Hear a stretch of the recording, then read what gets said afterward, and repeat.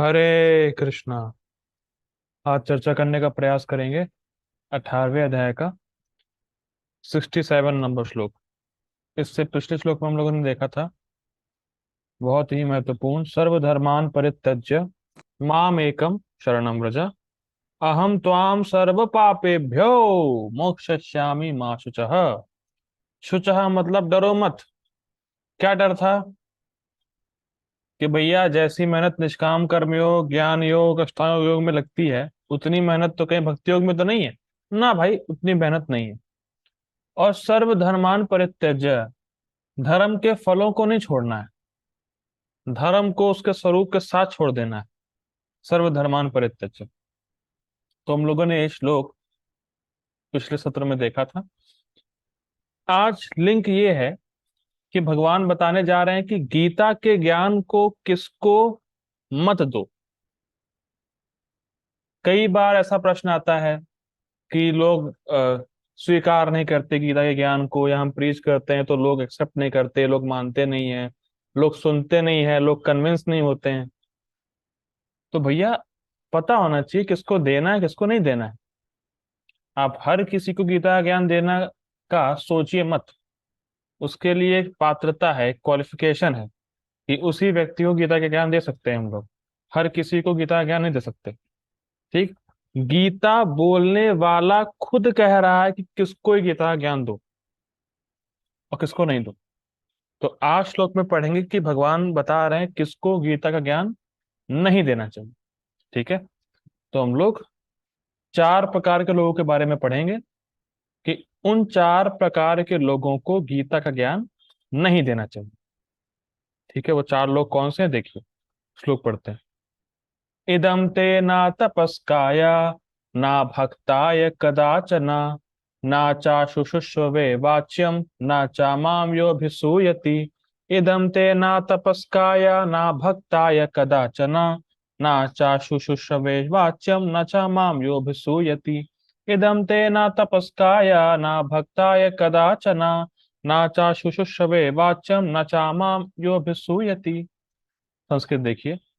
इदम ते मतलब अर्जुन तुम्हारे द्वारा, इदम ये मतलब क्या, इस ज्ञान को जो कि मैंने बोला, मन बना भव मद भक्तो सर्वधर्मान परित्यज्य, इस ज्ञान को तुम्हारे द्वारा ना तपस्काय, या पूर्ण शरणार्थी का जो ज्ञान है जो भगवान ने अ, बोला पिछले श्लोकों में, तो पूर्ण शक्ति जो शरणागति का ज्ञान जो है उन उसको ना तपस्काया, जो लोग तपस्या नहीं करते हैं उनको नहीं देना चाहिए।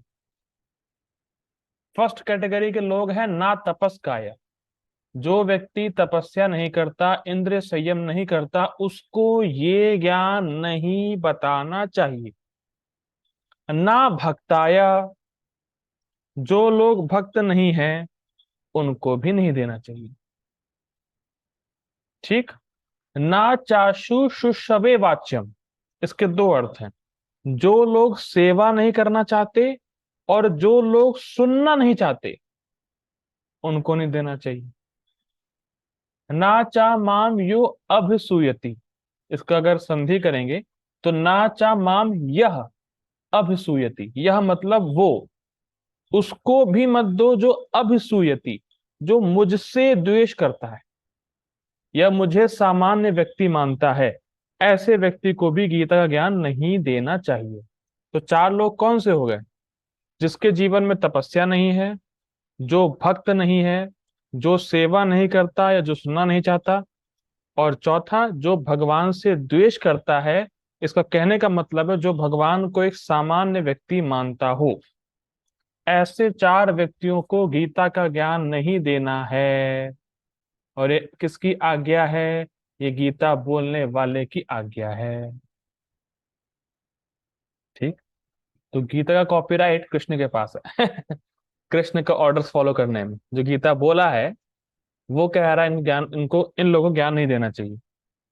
तो अब इसका ब्रॉड अर्थ क्या है? मतलब ये तो चलिए भगवान ने बोल दिया। अब कोई कहेगा या क्वेश्चन रेज करेगा, तो हम करें किसको प्रचार फिर? सब तो ऐसे ही लोग हैं। किसको प्रीचिंग करें फिर हम? तो प्रीचिंग तो ऐसे हो ही नहीं पाएगी, किसी को ज्ञान हम दे ही नहीं पाएंगे, क्योंकि सब ऐसे लोग भरे पड़े हैं आज के समाज में। तो देखिए, अब इसको समझिए प्रैक्टिकल क्या है। देखिए, हो सकता है कि कोई तपस्या ना कर रहा हो, तो उसको आप पहले प्रसाद दे सकते हैं, कीर्तन सुना सकते हैं, नाम जप करने को बोल सकते हैं, या भक्तों के समाज में आने को बोल सकते हैं, या धाम जाने को बोल सकते हैं। तो पहले आप ये कर सकते हैं, तब वो जाके कहीं गीता का ज्ञान लेने के क्वालिफिकेशन को पार कर जाए।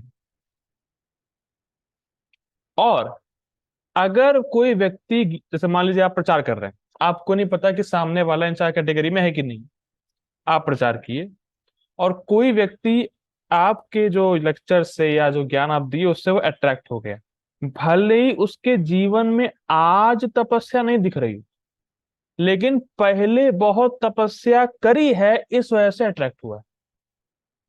प्लीज ध्यान दीजिएगा, ना तपस काया, हो सकता है तपस्या कुछ कर ही ना रहा हो इस जीवन में, लेकिन पहले बहुत तपस्या करी है, उस वजह से, उस सुकृति की वजह से वो गीता के ज्ञान को लेने के लिए सामर्थ्यशील है।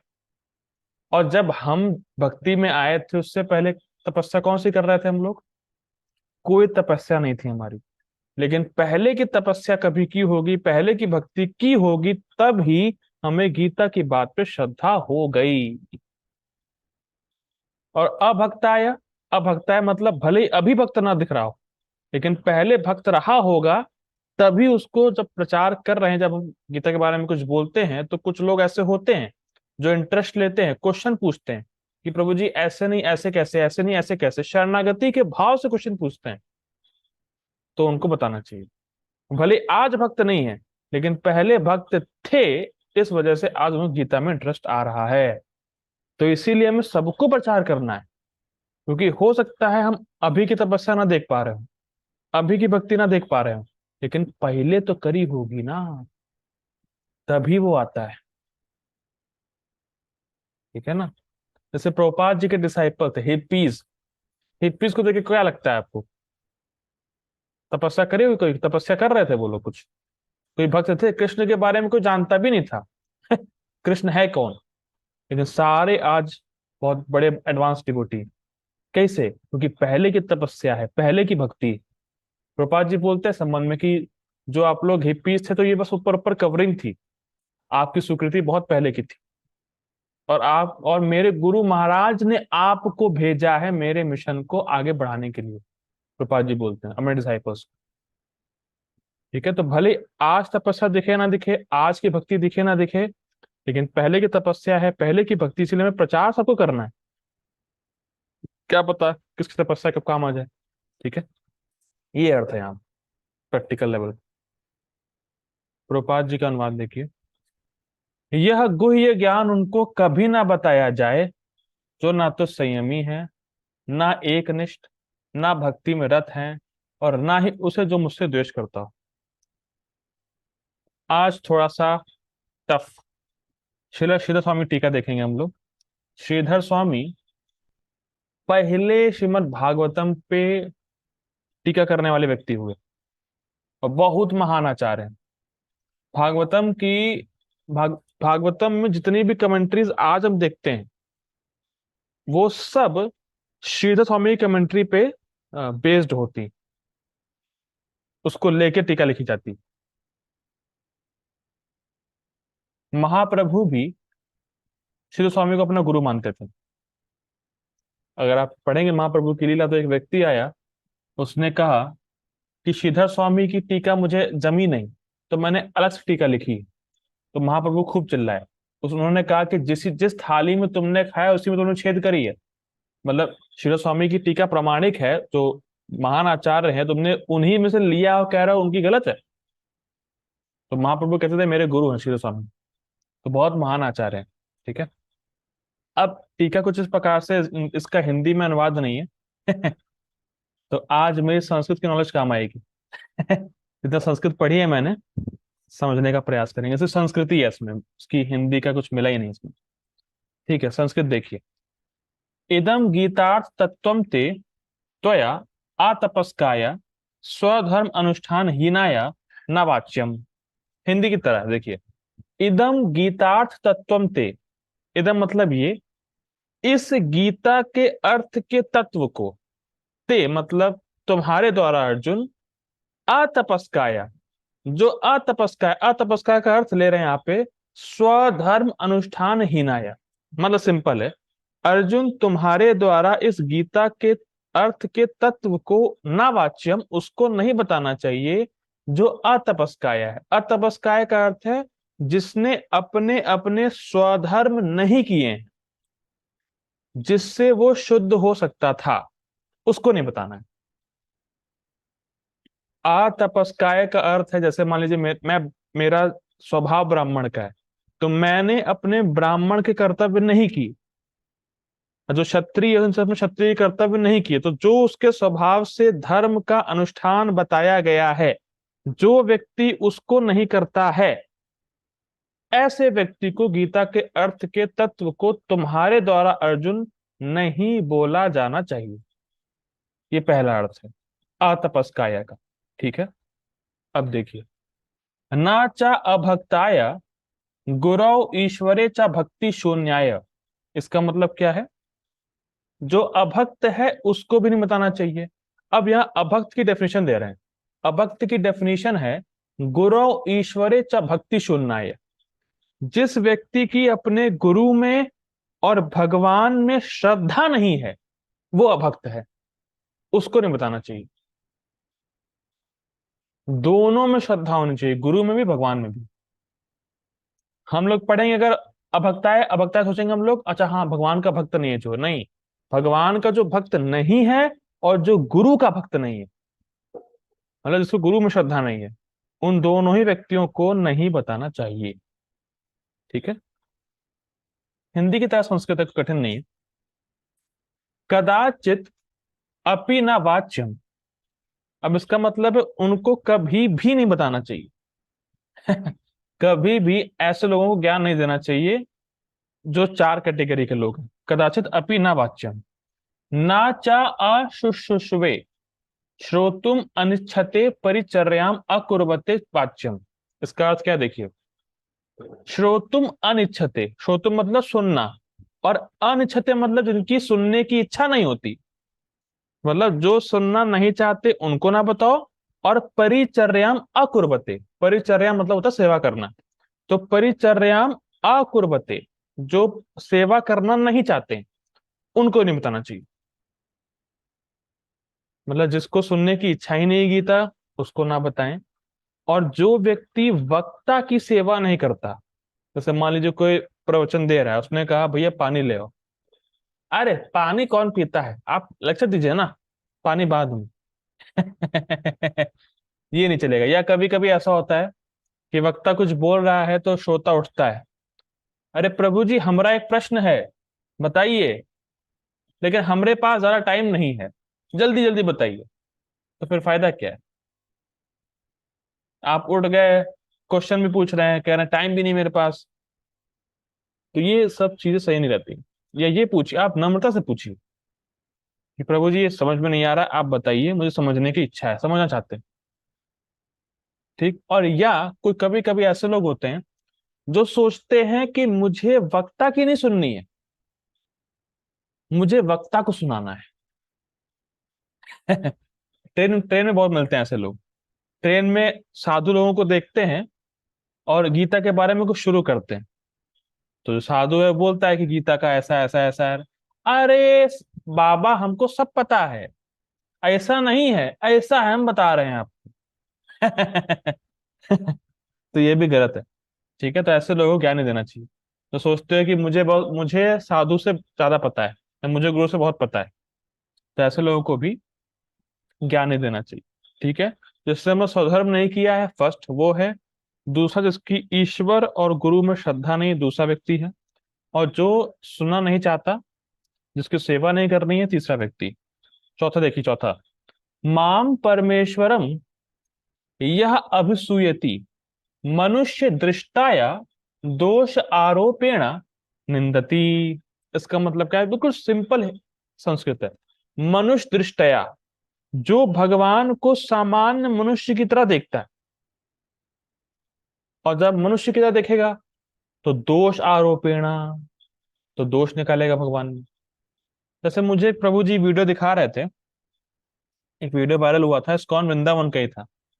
कोई आरएसएस का एक लड़का पहुंचा, उसने कहा, एक भक्त को पकड़ लिया उसने, कहा कि भक्त मतलब उससे कहा कि प्रभु जी, भगवान कहते हैं गीता में अर्जुन से कि मैंने तुम्हें सारा ज्ञान दे दिया है, अब जो तुम्हारी इच्छा है वो करो। मतलब भगवान इंटरफेयर नहीं करते बीच में। तो भक्त ने कहा हाँ हाँ, इंटरफेयर नहीं करते। फिर उसने गीता का दूसरा श्लोक कोट किया, यदा यदा ही धर्मस्य ग्लानिर्भवति भारत, अभ्युत्थानम अधर्मस्य तदात्मानं सृजाम्यहम्। फिर वो कोट किया कि जब जब धर्म की हानि होती है और अधर्म बढ़ता है तो भगवान आते हैं। देखो भगवान तो इंटरफेयर कर रहे हैं, अधर्म बढ़ रहा है तो भगवान क्यों आ रहे हैं इंटरफेयर करने के लिए? देखिए, अब दोष निकालना शुरू हो गया। एक तरफ भगवान कह रहे हैं देखो हम इंटरफेयर नहीं करते, एक तरफ भगवान इंटरफेयर करते, ये कैसी बात है? अब पता नहीं वो भक्त भी किस टाइप के व्यक्ति थे, वो भी कन्विंस हो गए। वो तो उसमें वो अलग ही लेवल है। लेकिन इंटरफेयर, दोष निकालना, जबरदस्ती दोष निकालना, दोष है नहीं। जो अगर कोई वाकई में श्रद्धालुओं को कहेगा अरे भैया ये सामान्य व्यक्ति ने नहीं बोला है, ये भगवान की बात है, और भगवान ने जो बोला है वो परफेक्ट है, भले मुझे समझ ना आ रहा हो, लेकिन वो दोष नहीं निकालेगा उसमें। ठीक है? या कभी कभी लोग कहते हैं अरे कृष्ण ने गीता नहीं बोली है, उसके अंदर एक भूत आ गया है, कोई ब्रह्म है। तो ऐसे लोगों को ज्ञान नहीं देना चाहिए, जो भगवान में दोष निकालें, जो भगवान को मनुष्य माने, और जो भगवान के रूप को स्वीकार ना करे, ऐसे लोगों को तस्मे ना वाच्यम, ऐसे लोगों को कभी गीता का ज्ञान नहीं देना चाहिए। ठीक है? चार लोग हो गए। अब पढ़ते हैं गीता भूषण टीका। इस श्लोक में भगवान यह आज्ञा दे रहे हैं कि भगवत गीता की शिक्षा जिसे उन्होंने स्वयं ही दिया है, उसे योग्य व्यक्ति को ही देना चाहिए, अयोग्य व्यक्ति को नहीं। देखिए बहुत सिंपल है, इसको समझने का प्रयास कीजिए। मुझे लग रहा है शायद समझ में ना आ रहा हो। देखिए पिछले श्लोक में हमने देखा था, भगवान ये बता रहे थे कि भगवान की सेवा से ही सेवा करने के हम योग्य बनते हैं। मतलब भगवान ये बता रहे हैं सर्व धर्मान परित्यज्य, हमें भक्ति के अलावा कुछ और स्वीकार नहीं करने की जरूरत है। हमें केवल भक्ति का मार्ग पकड़ना है और कुछ नहीं करना है। भगवान ये बता रहे हैं कुछ करने की जरूरत नहीं। अब ध्यान दीजिएगा जो सूक्ष्म पॉइंट है, जो भक्ति स्वीकार नहीं करना चाहता है उसको भक्ति के बारे में बोलने से कोई फायदा नहीं। देखिए बहुत सूक्ष्म लिंक है, सर्वधर्मान परित्यज्य माम एकम शरणम व्रजा अहम त्वाम सर्व पापेभ्यो मोक्षामि मा शुचः। अब देखिए, मैं तुम्हारे सारे पापों को खत्म कर दूंगा, हटा दूंगा अर्जुन। पाप होंगे तो ही दोष होगा, तो ही अयोग्य बनेगा व्यक्ति। ठीक है? अब देखिए भगवान क्या कह रहे हैं, सर्वधर्मान परित्यज्य। भगवान सिंपल कह रहे हैं भले ही तुम कितने अयोग्य हो, अगर तुमने भक्ति पकड़ ली तुम योग्य हो जाओगे। लेकिन अगर तुम भक्ति ही नहीं पकड़ते हो तो तुम अयोग्य रहोगे। तो यहां पे अयोग्य व्यक्ति को नहीं देने का अर्थ है कि जो व्यक्ति भक्ति स्वीकार ही नहीं करना चाहता उसको दो ही मत। यहां पे ये अर्थ है, सिंपल लाइन। अगर पूरा, अगर सिंपल देखा, जनरल जनरल देखा, जनरल पार्ट देखा जाए तो यही अर्थ कि जो व्यक्ति भक्ति स्वीकार ही ना करना चाहे उसको गीता क्या नहीं बताना चाहिए। एटलीस्ट स्टार्टिंग में उसको प्रसाद दें, कीर्तन में लगाएं, भक्तों के समाज में बैठाएं। धीरे धीरे सुकृति बनेगी, हृदय शुद्ध होगा, जब भक्ति करने की इच्छा आएगी तब आप गीता ज्ञान उसको दे सकते हैं। लेकिन जो व्यक्ति स्टार्टिंग भक्ति स्वीकार करना चाहता ही नहीं है उसको ज्ञान ना दें। इसीलिए जो मध्यम अधिकारी होता है ना,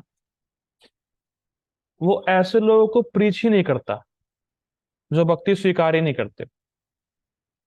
वो ऐसे लोगों को ज्ञान देता ही नहीं है वो, या जो गीता सुनना चाहता नहीं। कभी कभी लोग मुझसे प्रश्न पूछते हैं, प्रभु जी आप तो भक्तों को क्लास देते हैं, आपने तो लोअर लेवल के लोगों को आपने कुछ मतलब बताते ही नहीं है उनको, तो बताना है ही नहीं।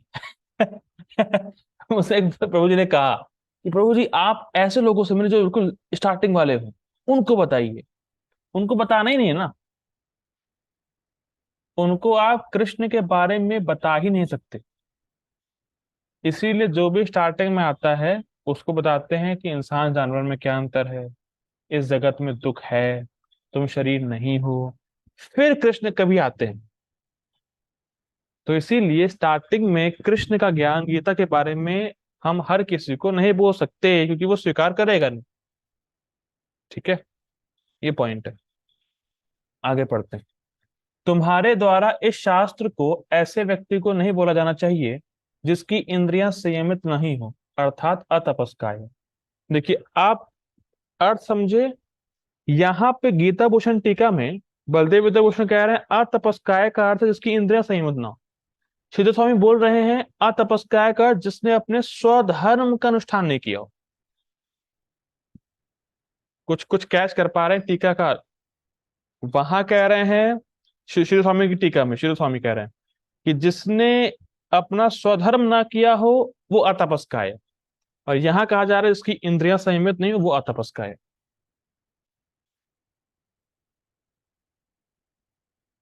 देखिए प्रैक्टिकली देखा गया है कि जो व्यक्ति इंद्रिय संयमित नहीं करता या हरे कृष्ण महामंत्र का जप नहीं करता, उसको समझ ही नहीं आती गीता। अगर कोई एक बहुत नया व्यक्ति जो बिल्कुल अभी कुछ जानता ही नहीं हो इस्कॉन के बारे में, या कभी जप किया ही ना हो, जो हरे कृष्ण महामंत्र का सुना ही ना हो, अगर वो क्लास में गलती से आ जाए तो देखेगा कि कुछ लोग जुड़े हैं, कुछ हिंदी का पीडीएफ खुला हुआ है, वो कुछ बोल रहे हैं, कुछ हो रहा है, पर क्या हो रहा है समझ नहीं आएगा उसको। और वो 5 मिनट में झेल नहीं पाएगा, निकल जाएगा। तो जिसकी इंद्रिय संयमित नहीं है उसको आप देंगे भी तो भी नहीं अंदर घुसेगा, तो देना ही नहीं चाहिए। ठीक है, आगे पढ़ते हैं। यद्यपि वह, अब देखिए इसमें एक एक लिंक बैठा रहे हैं, देखिए कितना सुंदर है। अब मान लीजिए किसी की इंद्रियां संयमित हों, तो क्या ज्ञान दें उसको? तो क्या बोल रहे हैं, यद्यपि वह इंद्रियां संयमित करने में समर्थ हो तो भी इसे उस व्यक्ति को नहीं देना चाहिए जिसकी तुम्हारे प्रति भक्ति ना हो, जो कि शास्त्र का शिक्षक है और मेरे प्रति अर्थात भगवान के प्रति भक्ति ना हो, जिन्होंने शास्त्र का निर्माण किया अर्थात अभक्ताया। क्या सीधा स्वामी की टीका आप इसमें देख पा रहे हैं?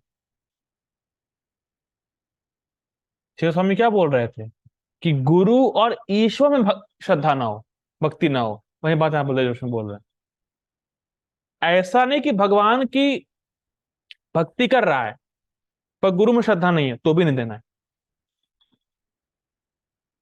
इतना सुंदर है। देखिए फर्स्ट तो क्या है, उसकी इंद्रियां संयमित नहीं है। अब मान लीजिए कोई कहे मेरी इंद्रियां संयमित हैं लेकिन मुझे गुरु पर श्रद्धा नहीं है, भगवान पर श्रद्धा नहीं है, तो ऐसे व्यक्ति को भी ज्ञान नहीं देना चाहिए। देखिए कई बार लोग तो क्लास में इसलिए जुड़ते हैं कि शिक्षक की गलती ढूंढें। जो पढ़ाने वाला क्या गलती करता है वो खोजें, इसलिए क्लास में आते हैं। तो आए वो ठीक है लेकिन उसका कोई लाभ मिलता नहीं। जो ये सोचे कि जो गीता प्रवचन दे रहा है इससे अधिक तो मैं जानता हूं, तो फिर आप सुन नहीं पाएंगे। या कोई ये कहे अरे ये बोलने वाले गलत बोल रहे हैं, तो भी नहीं सुन पाएंगे।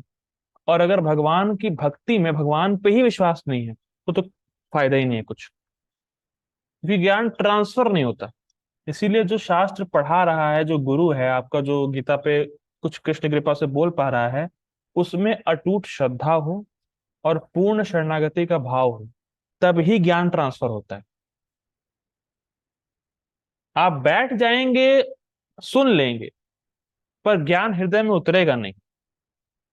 और प्रभुपाद जी जगह बोलते हैं, मुझे श्लोक तो, हाँ शायद, मुझे शायद 1.3.28 ऐसे कुछ करके श्लोक है भागवतम का, लास्ट टाइम प्रभुपाद जी की, realisation is more important than parrot like chanting. आप हो सकता है कि आपने जो सुना है आप वो एज इट इज बोल दें, पर कितनी श्रद्धा से आप बोलेंगे वो ट्रांसफर होता है। मैं फिर रिपीट कर रहा हूं, मैं जो बोल रहा हूं जितनी मेरे अंदर श्रद्धा है, जितनी भी है, ज्यादा नहीं, जितनी जितनी भी कृष्ण की कृपा से है, वो श्रद्धा जा रही है मेरे शब्दों से। और जो सुनेगा, जिसको शरणागति है, जो शरणागत भाव से सुन रहा है, जिसको पूर्ण विश्वास है, पूर्ण विश्वास टूट विश्वास है, उसमें वो श्रद्धा जाके ट्रांसफर हो जाएगी। और जब वो किसी को बोलेगा तो श्रद्धा जाएगी उसके पास। ये फंडा रहता है। ठीक है, तो विश्वास होना चाहिए, श्रद्धा होनी चाहिए गुरु पे और भगवान पे, भक्ति पे, भगवान पे और भगवान की भक्ति पे। ठीक है, आगे पढ़ते हैं। यद्यपि उसकी इंद्रियां संयमित हो भी, और उसकी तुम में और मुझ में भक्ति भी हो, तो भी तुम्हें उसे नहीं सिखाना चाहिए यदि उसकी सुनने की इच्छा नहीं है, अर्थात अशुष्यत्वे। भगवान भगवान में बहुत आस्था है, अरे मेरे गुरु तो बहुत पर ब्रह्म है गुरु। ऐसे भी लोग होते हैं, गुरु को भगवान बोल देते हैं। ऐसे भी क्या बताएं, रहते हैं। जैसे मान सिंपल है, भगवान ये कह रहे हैं कि मान लीजिए भगवान में श्रद्धा किसी की है, भगवान भगवान में मेरी श्रद्धा है, गीता बहुत अच्छी है, सब कुछ अच्छा है, पर सुनने का टाइम नहीं है मेरे पास, सुनना ही नहीं चाहते, तो उनको नहीं बताना चाहिए। जैसे अभी मैं गुरुकुल गया था, तो मैं शिक्षा को दास गया प्रभु जी बता रहे थे, बहुत उनकी स्टोरी तो इंस्पायरिंग रहती है। हर समय बता रहे थे कि एक बार उनको विदेश में लेक्चर देने के लिए बोला गया था।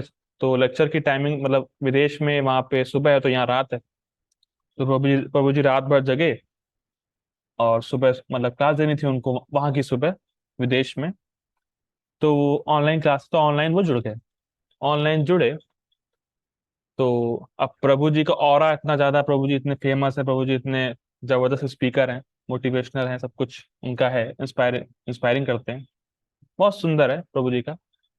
तो ऐसा हो सकता है लगे लोगों को कि अरे बहुत बहुत सारे लोग आए होंगे सुनने के लिए उनको, पर केवल एक व्यक्ति सुनने के लिए आया था। हाँ हाँ, केवल एक आया था सुनने के लिए, एक।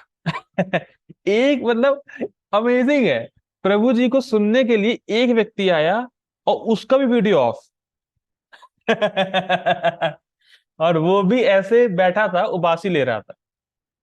तो प्रभु जी बहुत सुंदर बात बोले, प्रभु जी ने बंद नहीं किया लेक्चर अपना।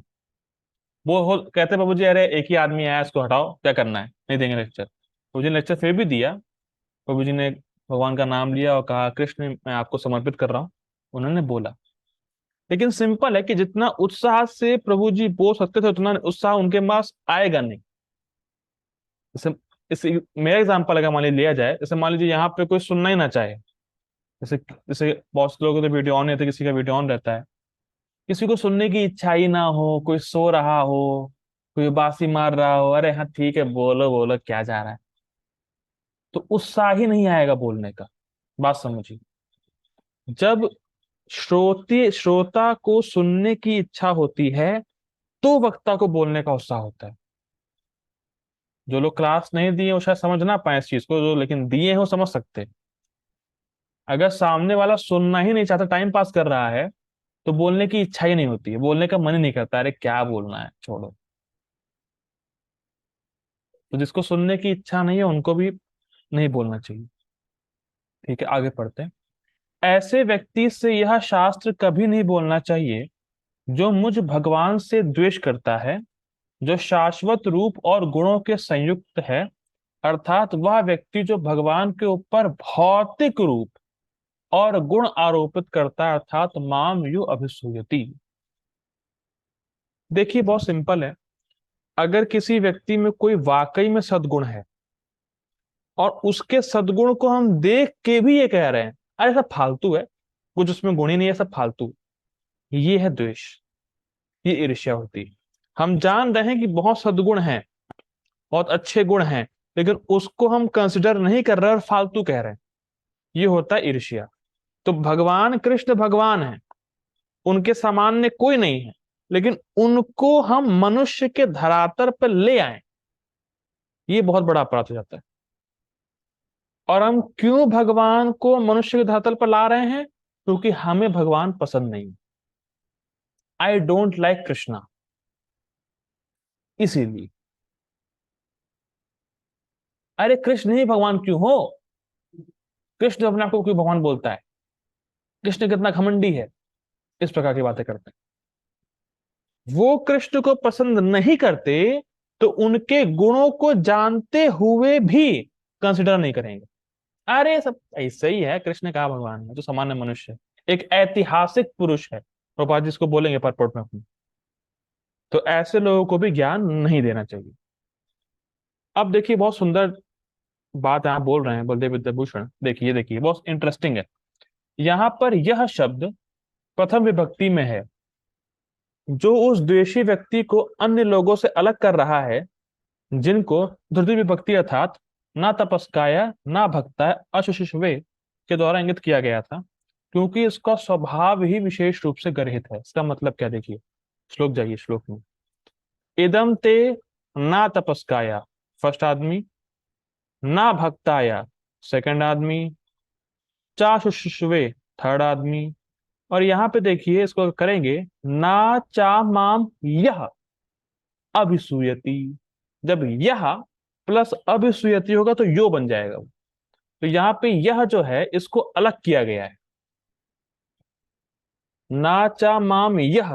तो यह जो चौथा व्यक्ति है उसको इन तीनों से अलग बोला गया है। यहाँ पे कहने का अर्थ क्या है कि जो व्यक्ति भगवान का द्वेषी है, जो व्यक्ति भगवान को सामान्य पुरुष मान रहा है, उसकी फिलॉसफी में ही खोट है। तो ऐसे व्यक्ति को तो भूल कर भी नहीं देना है ज्ञान। चलो बाकी तीन को तो दे भी दो तुम, कोई दिक्कत नहीं है, लास्ट वाले को तो बिल्कुल नहीं देना है। भाई अगर किसी की इंद्रियां संयमित नहीं भी हैं तो प्रसाद खाएगा, कुछ नाम जप करेगा तो हो जाएगा। कोई अभक्त है तो भक्तों का संग किया, श्रद्धा डेवलप होकर भक्ति कर सकता है। लेकिन जो भगवान का द्वेषी है उसको तो कभी वो गीता ज्ञान ले ही नहीं सकता, उसको बताना ही नहीं है बिल्कुल। मतलब बिल्कुल अलग कर रहे हैं कि ऐसे व्यक्ति को, चौथे व्यक्ति को तो बिल्कुल नहीं बताना है गीता के बारे में, गीता का जो ज्ञान है। ठीक है, आगे पढ़ते हैं। वेदांत के अनुसार शिक्षक को अपने शिष्य को, ये बहुत सुंदर बात है, देखिए यहाँ पे गुरु और शिष्य का रिलेशन बताया गया है। वेदांत के अनुसार शिक्षक को अपने शिष्य को यह बताना चाहिए कि वह अयोग्य व्यक्ति को ज्ञान प्रकट ना करे, क्योंकि यही परंपरा है। अनाविष्कुर्वन अनव्यात, और यही चीज भगवान कर रहे हैं।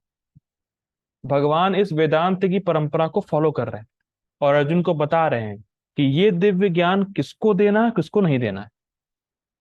तो जो भी शिक्षक और शिष्य है, तो शिक्षक का कर्तव्य है कि शिष्य को बताए कि ये जो ज्ञान मैंने तुम्हें दिया है, इसको तुम किसके सामने प्रकट करो और किसके सामने प्रकट ना करो, क्योंकि ये ज्ञान दिव्य है, हर कोई इसको समझ नहीं सकता है। ठीक है, ओके, अब मैं ऐसा कर रहा हूँ, मैं मीटिंग एंड कर रहा हूँ, फिर हम लोग पापा जी का प्रपोर्ट लेंगे। Please join again. Hare Krishna.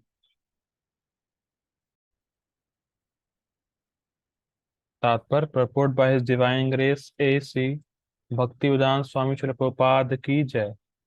तात्पर्य, जिन लोगों ने तपस्या में धार्मिक अनुष्ठान नहीं किए, कुछ कुछ टीका याद आ रही है श्री स्वामी की, देखा प्रभुपाद जी हर टीका से लेते हैं। ठीक है, नहीं किए, जिन्होंने कृष्ण भावना अमृत में भक्ति का कभी प्रयत्न नहीं किया, जिन्होंने कभी शुद्ध भक्त की सेवा नहीं की, तथा विशेषतया जो लोग कृष्ण को केवल ऐतिहासिक पुरुष मानते हैं या जो कृष्ण की महानता से द्वेष रखते हैं, उन्हें यह परम गुह्य ज्ञान नहीं बताना चाहिए। तो प्रभुपाद जी ने इन लाइंस में चारों प्रकार के लोगों को इंक्लूड कर लिया है।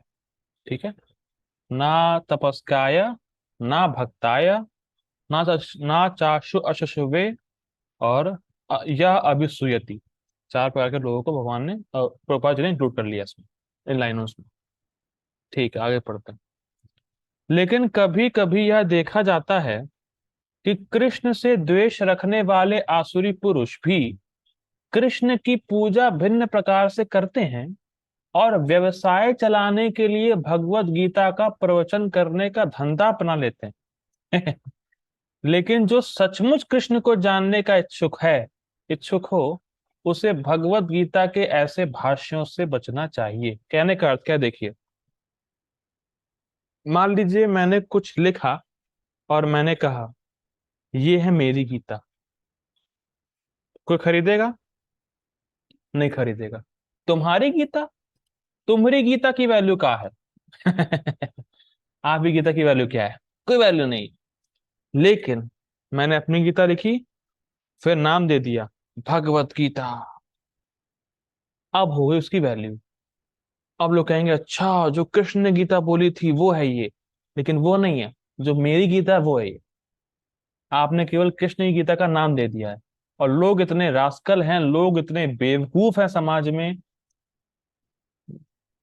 ठीक है और नहीं बोलेंगे, ऐसे ढक्कन हैं लोग समाज में कि वो लेंगे गीता को और लेंगे और भ्रमित हो जाएंगे। एक बार की बात है, मैं बस नया नया भक्ति में था, मुझे अभी भी याद है। नया नया भक्ति में था, लेकिन प्रभुपाद जी की गीता मेरे पास आ गई थी, मैंने थोड़ा बहुत पढ़ा भी था उसको और भक्तों के संपर्क में था। तो चेन्नई में अ, मतलब ग्रेजुएशन मेरी चेन्नई से हुई है। तो चेन्नई के हम लोग मंदिर में गए थे, मैं और मेरा दोस्त, हम लोग मंदिर में गए थे। और मैंने उससे कहा कि यार Bhagavad Gita as it is लो तुम, बहुत अच्छी बुक है Bhagavad Gita, as it is Prabhupada ji ने लिखी है, इस्कॉन के फाउंडर आचार्य हैं, प्रामाणिक है, मतलब परंपरा में है, बोनाफाइड है। तो क्या यार, मेरे पास तो गीता ऑलरेडी है। मैंने, कौन सी गीता है तुम्हारे पास? उसने तो पता नहीं कोई नाम बताया, कोई कोई पता नहीं अपने आप को क्या बोलता है, परमहंस बोलता है कोई अपने आप को, परमहंस कोई करके था, ऐसी था कोई परमहंस ने लिखी थी। उस गीता की कॉस्ट जानते कितनी थी? कोई गेस करें यहाँ पे, परमहंस की जो गीता है उसकी कॉस्ट क्या होगी? मुझे बताए।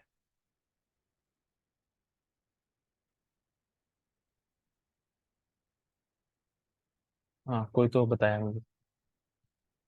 1000? अरे 1000, ठीक है, और कोई गेस करेगा कितने की होगी?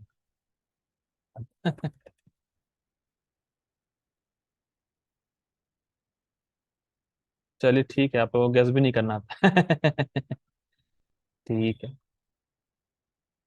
एक ने तो लिखा है 1000, ठीक है कोई बात नहीं। उस गीता की कॉस्ट थी 5000 रुपये। और कचरा एकदम, वो दो पार्ट में है, दो पार्ट में, वो एक पार्ट नहीं है। जैसे हम लोग की तो गीता एक पार्ट में ना, उसकी दो पार्ट में, मोटी मोटी 5000 रुपए की गीता खरीद रखा था वो। और कचरा पड़ रखा था, और कहा कि अरे यार, इसको मैंने जब स्टार्टिंग में पढ़ा तो कुछ कुछ समझ में आया, लेकिन फिर यार कुछ समझ ही नहीं आया, बस पड़ी हुई है ऐसे। अब बताइए, 5000 की गीता, दो वॉल्यूम और कचरा, जबकि वो गीता है नहीं, भगवान की गीता नहीं है, उसकी खुद की गीता है वो। लेकिन भगवान के नाम पे व्यवसाय और धंधा चला रखा है, धंधा कमा लिया उसने, पैसे कमा रहा है। तो लोग ऐसे करते हैं। तो एग्जाम्पल मैंने दिया, और फिर जब मैंने उसको प्रभुपाद जी गीता दी, तो उसने कहा इतनी छोटी सी गीता, केवल एक में ही, मतलब एक ही बुक में। हमने कहा भैया एक ही बुक है, यही प्रमाणिक है, परंपरा मैंने उसको समझाया कि ये परंपरा में है। और जब देखा, जब उसने दाम सुने, तब शायद 200 रुपए की थी गीता, चेन्नई में 200 की मिल रही थी। हमने कहा 200 रुपए की, बस 200 रुपए की। हमने कहा भैया तुम्हारा खर्चा नहीं कराएंगे, कम रुपए में प्रमाणिक चीज देंगे। देखिए प्रभुपाद जी से एक बार पूछा, जब प्रभुपाद जी शायद न्यूयॉर्क में थे, तो एक एक न्यूज रिपोर्टर ने पूछा कि प्रभुपाद जी, अगर आप किसी को तब तब गीता आई नहीं, प्रभुपाद जी ने अपनी गीता लिखी नहीं तब, तब गीता नहीं थी, प्रमाणिक एज इट इज वाली गीता नहीं थी उस समय। तो रिपोर्टर ने पूछा कि अगर आप किसी को गीता रिकमेंड करें तो कौन सी कमेंट्री करें, क्योंकि बहुत गीता है। तो प्रभुपाद जी ने कहा सब कचरा है। सब कचरा है, एक प्रमाणिक लिखने की जरूरत है। तो प्रभुपाद जी ने फिर मैकमिलन निकाला एडिशन, ठीक है, जो एज इट इज वाली गीता है। तो प्रभुपाद जी बोलते थे खुल्लम खुल्ला कि इतनी सारी कमेंट्रीज हैं गीता पे, कोई पढ़ के भक्त नहीं बन रहा है। आप कोई भी कमेंट्री उठा लीजिए गीता की जो प्रमाणिक नहीं है, उसको पढ़ के एक बंदा भी भक्त नहीं बना आज तक कृष्ण का। और प्रभुपाद जी गीता जिसके हाथ में चली जाए बस भक्त बन के निकलता है। तो ये प्रामाणिक का ये कहते प्रूव है कि प्रभुपाद जी की गीता प्रामाणिक है, क्योंकि उससे भक्त बनते हैं। जो गीता का सार है कृष्ण भक्ति, वो लोग के अंदर में जाती है। ठीक है, तो ये बात है। आगे बढ़ते हैं। वास्तव में कामी लोग भगवत गीता के प्रयोजन को नहीं समझ पाते। यदि कोई कामी भी ना हो और वैदिक शास्त्रों द्वारा आदिष्ट नियमों का दृढ़ता पूर्वक पालन करता हो, लेकिन यदि वह भक्त नहीं है तो वह कृष्ण को नहीं समझ सकता। वो तो समझ नहीं सकता, वो तो अलग बात है, और समझाने वाला भी अगर अभक्त है तो फिर और दिक्कत है। तो समझने वाला भले ही भक्त होना हो, लेकिन समझाने वाला भक्त होना चाहिए। ये इंपॉर्टेंट। और यदि वह अपने को बहुत सुंदर लाइन। यदि वह अपने को कृष्ण भक्त बताता है लेकिन कृष्ण भावना भावित कार्यकलापों में रत नहीं रहता, तब भी वह कृष्ण को नहीं समझ पाता। हम इस्कॉन के हैं, हम इस्कॉन के भक्त हैं, इस्कॉन का थप्पा लगा लिया है, पर ना जप करता है, ना श्रवण करता है, ना सेवा करता है, तो उसको भगवत गीता समझ में नहीं आएगी, भले उसके हाथ में प्रमाणिक गीता हो। ये बहुत इंटरेस्टिंग है, इसीलिए तो वो वीडियो में बताया ना मैंने कि वो भक्त भी कन्विंस हो गए थे। अब जो भी है फिलहाल, केवल थप्पा लगाने से काम नहीं होता। एक तो भक्त बहुत सुंदर बता रहे थे,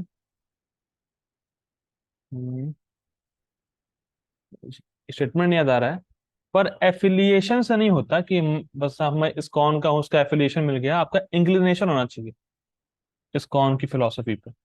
ठीक है, तो जो भक्ति करता है खाली अपने आप को भक्त पोज नहीं करता, तिलक लगा लिया, बढ़िया मंदिर में चले गए, कुछ नहीं करते, ना भक्ति करते, ना नाम जप करते, ना उसको सुनते हैं, तो ज्यादा लाभ नहीं है। लाभ तो है, चलिए तिलक लगाया, मंदिर मंदिर गए हैं, लेकिन फिलोसफी सुनना बहुत जरूरी है। क्योंकि फिलोसफी स्ट्रांग नहीं हुई कोई, फिलोसफी अगर आपकी स्ट्रांग नहीं है तो आपका एफिलिएशन काम नहीं आने वाला है।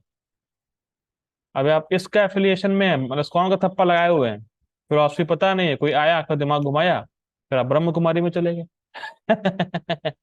ब्रह्म कुमारी में भ्रम में चले गए।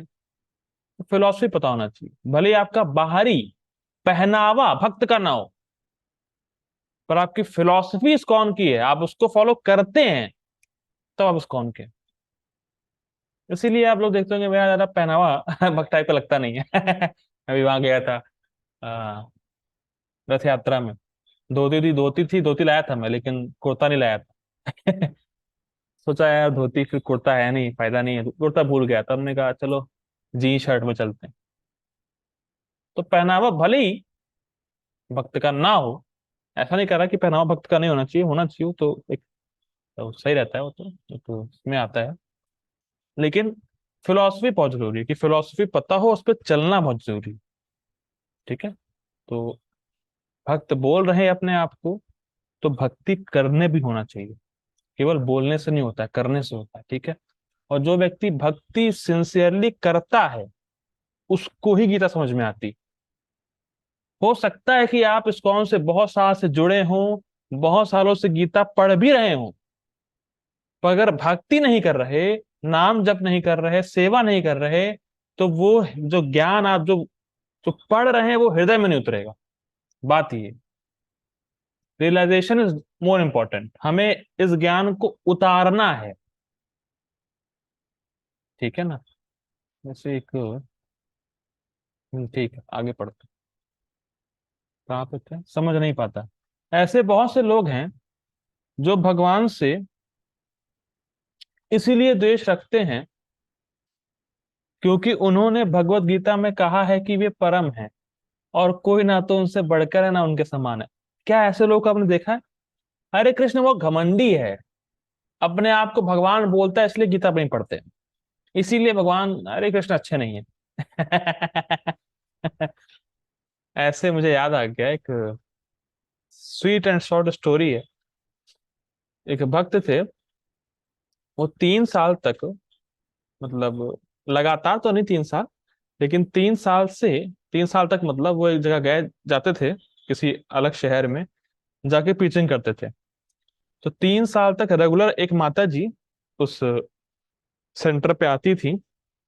तो 3 साल के बाद उन्होंने उन भक्त से कहा, प्रभु जी आपकी क्लास औसम रहती है, आपकी क्लास जबरदस्त रहती है, आपके लेक्चर एकदम मस्त, बहुत इंस्पायर होते हैं, लेकिन आपकी एक बात खराब लगती है। तो पूछा क्या खराब लगती है? क्या आप कृष्ण को ही भगवान क्यों बोलते हैं? उसने सुना क्या फिर, बताइए। आप कृष्ण को भगवान बोलते हैं, ये बात अच्छी नहीं है आप। पूरा जो रूट है फिलोसफी का, उसी को उखाड़ फेंका। ऐसे रहते हैं लोग। आएंगे खूब अच्छा सा बोलेंगे, Prabhu ji you inspired me a lot and ये वो फलाना धमाका। पर कृष्ण को भगवान क्यों बोल रहे हैं आप? क्योंकि कृष्ण भगवान है इसलिए बोल रहे हैं। अब कोई कहे कि आप प्राइम मिनिस्टर को, अब मोदी को प्राइम मिनिस्टर क्यों बोलते हैं? क्योंकि वो है भैया। और देखिए एक बात कॉमन देखिएगा, आप इंडिया में किसी से मिलेंगे, आप पूछेंगे प्राइम मिनिस्टर कौन है, हर आदमी बोलेगा मोदी, क्योंकि वो है। लेकिन अगर आप ये पूछने लगेंगे भगवान कौन, अलग अलग मत। ये भगवान है, वो भगवान है, ये भगवान है, वो भगवान है। ये लैक ऑफ नॉलेज है। ठीक है, ज्ञान नहीं लोगों को भगवान के बारे में। ऐसे बहुत से व्यक्ति हैं जो कृष्ण से द्वेष रखते हैं। ठीक है, ऐसे लोगों को भगवत गीता नहीं सुनाना चाहिए, क्योंकि वे तो समझ नहीं पाते भगवान से। देखिए ये पॉइंट हम लोगों ने डिस्कस किया था गीता भूषण टीका में, कि जो भगवान से द्वेष रखता है उसको तो बिल्कुल ना सुनाए। वही प्रभुपाद जी लिख रहे हैं आप। श्रद्धा विहीन लोग भगवत तथा कृष्ण को नहीं समझ पाएंगे। शुद्ध भक्त से कृष्ण को समझे बिना, ये बहुत इंपॉर्टेंट लाइन है, शुद्ध भक्त से कृष्ण को समझे बिना किसी को भगवत गीता की टीका करने का साहस नहीं करना चाहिए। देखिए टीका लिखने की बात तो अलग ही है, अभी हम लोग अपने लेवल की बात करें। तो जब भी कोई आपसे भगवत गीता में से कोई श्लोक पूछे कि प्रभु जी ये श्लोक समझ नहीं आया, ये श्लोक क्या है, इसका अंडरस्टैंडिंग हो नहीं रही है, कभी अपने मन से मत बताइएगा मुझे लगता है ऐसा होगा, आई थिंक ये है। ये बहुत बड़ा अपराध माना जाता है, और इससे भगवान प्रसन्न होते नहीं। अगर आपको नहीं पता है तो स्वीकार करने में कोई दिक्कत नहीं कि मुझे नहीं पता है। मुझे नहीं पता है, मतलब आप कह सकते हैं कि मुझे मुझे आपने मान लीजिए आपने जितना आपको समझा, वाकई में समझा, जो आपने सुना है आचार्यों की टीका से, जो आपने पापा जी के पपट में पढ़ा है, उसको आप बताएं, तब भी क्लियर ना हो तो आप ये कह सकते हैं कि प्रभु जी माता जी मेरी अंडरस्टैंडिंग है, इससे आगे मुझे पता नहीं है, मैं पूछ के बताऊंगा, दिस इज जेन्युइन। और आपने गलत बता दिया। देखिए होता क्या है ना, जो आपसे क्वेश्चन पूछता है, जो भक्त, मान लीजिए कोई भक्त आपसे क्वेश्चन पूछता है कि प्रभु जी कैसे होता है, कैसे गीता में क्या है, कैसे क्या है, तो उसको अटूट विश्वास होता है आप पे। और जो आप उसको बोल देंगे हाँ प्रभु जी ने बोला है, मतलब सही बोला होगा, अब वो आगे फॉरवर्ड करेगा, वो आगे फॉरवर्ड करेगा, फिर वो आगे फॉरवर्ड करेगा, तो गलत प्रचार हो जाता है, और उसका दोष सबको लगता है। तो पॉइंट ये है, तो पॉइंट ये कि अगर आपको नहीं पता आप क्लियर करिए, अगर आपको पता है तो आप रेफरेंस दीजिए कि आप गीता भूषण टीका में यहाँ ये पढ़ सकते हैं, या प्रभुपाद जी के परपोर्ट में ये लाइन पढ़ सकते हैं, उन्होंने ऐसा लिखा है, ऐसा लिखा है, या मैंने ये चीज वहां से सुनी है, तो आप इसे बता सकते हैं। तो ये एक प्रमाणित तरीका है, प्रभुपाद जी भी यही कह रहे हैं। और प्रभुपाद जी देखिए, हम लोग क्या प्रभुपाद जी कहाँ से फॉलो करते हैं परपट अपना? गीता भूषण टीका से फॉलो करते हैं। प्रभुपाद जी ने अपने मन से कुछ नहीं लिखा है, गीता भूषण टीका से उठाया है, अन्य कमेंट्रीज जो प्रामाणिक है, जो आचार्यों ने दी है, उसी को लिखते हैं हमारे सामने, उसी को पेश करते हैं। तो हमें भी ऐसे ही करना है, जो आचार्यों ने बताया उसको बस एज इट इज रिपीट करने का कर्तव्य हमारा है। ठीक है, तो हमें अपना दिमाग नहीं चलाना है बहुत ज्यादा। होता है क्या, बद्ध जीवात्मा की प्रॉब्लम ये रहती है कि जब तक उसको कुछ खुजली ना हो जाए, अपना दिमाग चलाता है वो। नहीं यार, ऐसे कैसे? ऐसे होगा, मुझे ये लगता है, मुझे वो लगता है, मुझे ये लगता है। अरे तुझे क्या लगता है? कोई फर्क नहीं पड़ रहा है। जो आचार्यों ने दिया है उसको एज इट इज पेश करना है। This is the bona fide process. ठीक है। हम लोग फिर ये रुकते हैं। किसी का कोई प्रश्न हो तो वो